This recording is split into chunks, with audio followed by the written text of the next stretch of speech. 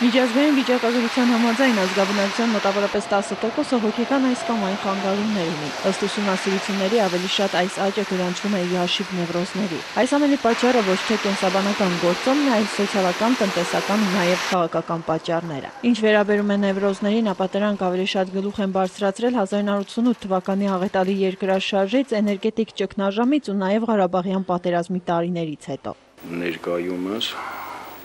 համեմատած թեկուզ 5 տարիվա հետ կամ ավելի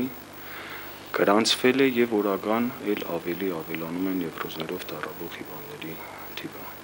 Հատկապես դա նկատելի է երիտասարդության շրջանում։ Դա բնական է, բնության մեջ օրենք է, դուք գիտեք, մեծահասակները ավելի հարմարվող են, ավելի, ասենք, կարողանում են համբերատար տանել եւ, ասենք, սոցիալական իրավիճակի փոփոխությունը եւ տնտեսական, քան երիտասարդները։ Հիվանդության առաջին ախտանիշներն են դժգոհություն, ամեն ինչից վախի ու տագնապից զգացում, անքնություն, քրտնարտադրություն, դող։ Ինֆորմացիան կա, չկա դրա արտահոսքը։ Այսինքն, այլ կերպ ասած, ազգաբնակչությունը չի կարողանում իր հնարավորությունների եւ ցանկությունների մեկ տեղումը տեսնել, ներդաշնակությունը տեսնել։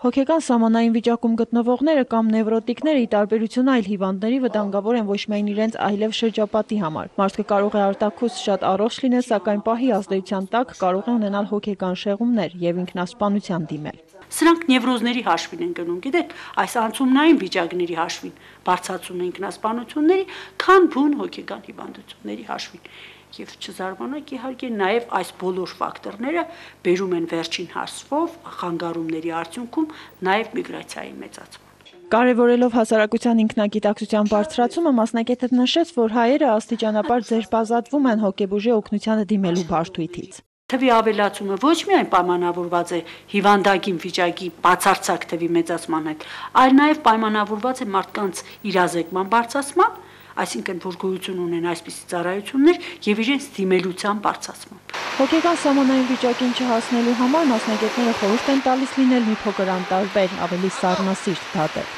Ցայք հեռուստաընկերություն, Ազդարար։